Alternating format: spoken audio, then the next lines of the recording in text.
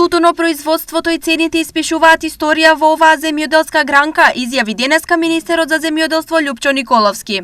Минатата година испишавме историја и по цена, и по количина, и по период на откуп. Еве и по исплата на субвенциите.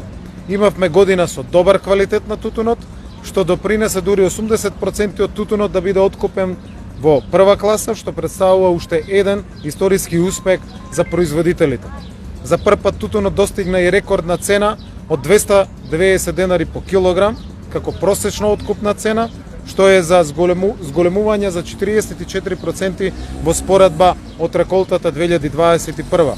Освен досега највисоките цени, постигнати се највисоки субвенции, потенцираше Николовски.